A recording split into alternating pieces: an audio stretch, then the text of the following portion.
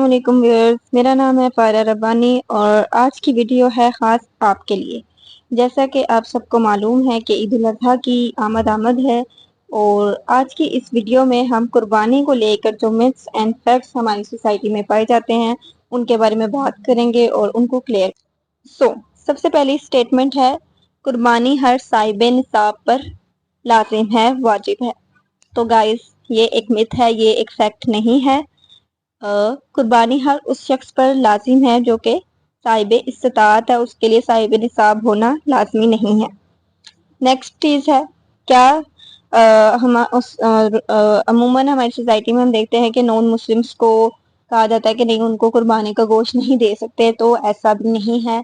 Non Muslims کو قربانی کا گوشت دیا جا سکتا ہے اگر آپ اپنے گھر میں آپ نے قربانی کی ہے، ٹھیک ہے، اور آپ چاہیں تو دے سکتے ہیں، لیکن کچھ لوگ اگر کراہت محسوس کریں یا وہ سوچے کہ نہیں ہم نے نہیں دینا، تو وہ ایسا کر سکتے ہیں کہ وہ کسی اور کے گھر سے گوشت آیا ہوا قربانی کا وہ دے دے، لیکن دے سکتے ہیں، اس میں کوئی بھی حرج نہیں ہے، کیونکہ ہمارے اسلام میں ہے کہ آپ نے غریبوں کو مسکینوں کو دینا ہے۔ اس میں اسپیسیفائی نہیں کیا کہ مسلم ہو یا نان مسلم ہے، یہ نہیں کہا کہ مسلمان یتیموں کو دینا ہے یا مسلمان مسکینوں کو دینا ہے، ٹھیک ہے۔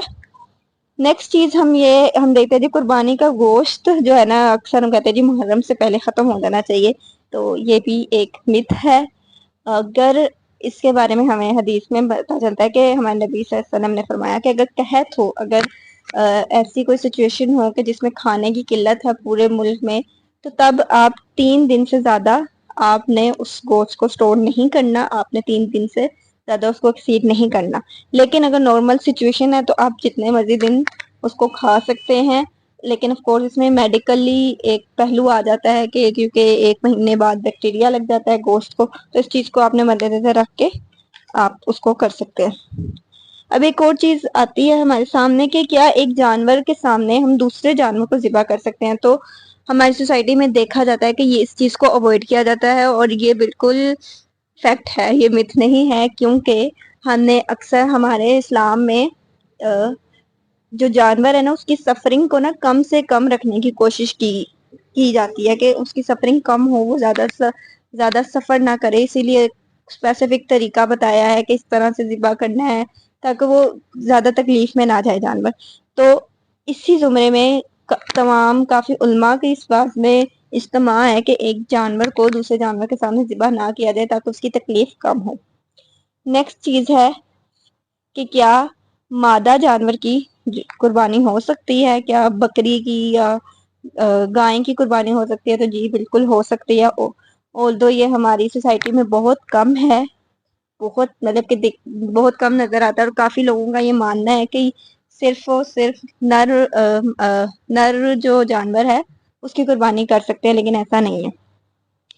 نیکسٹ چیز ہے، قربانی کے حصے کتنے حصے کرنے چاہیے؟ تو یہ ہم سب کو پتا ہے کہ 3 حصے ہیں، ایک آپ کی فیملی کے لیے، ایک آپ کے رشتہ داروں کے لیے، اور ایک یتیموں مسکینوں کے لیے، ٹھیک۔ نیکسٹ ہے، اگر قربانی کا جانور مر جائے تو قربانی واجب ہوگی یا نہیں ہوگی؟ تو اس میں ایک قرآن کی ایک آیت ہے، لا یکلف اللہ نفسا الا وسعہا، کہ اللہ تعالیٰ کسی نفس پر اس کی وسعت سے زیادہ کوئی بوجھ نہیں ڈالتا۔ تو اگر آپ نے جانور خریدا، ٹھیک ہے، اور وہ مر گیا، اور اس کے بعد آپ کے پاس استطاعت نہیں ہے، آپ نہیں کر سکتے، آپ کا اتنا بجٹ نہیں ہے، تو قربانی آپ پر واجب نہیں ہے۔ تو گائز، یہ سب چیزیں تھیں قربانی کو لے کر، یہ متس اینڈ فیکٹس سے جو میں نے آپ کے سامنے رکھے ہیں، اور اگر آپ کو کچھ اور سوالات ہیں جو آپ پوچھنا چاہتے ہیں تو آپ کمنٹ سیکشن میں پوچھ سکتے ہیں۔ میری طرف سے سب کو ایڈوانس عید مبارک۔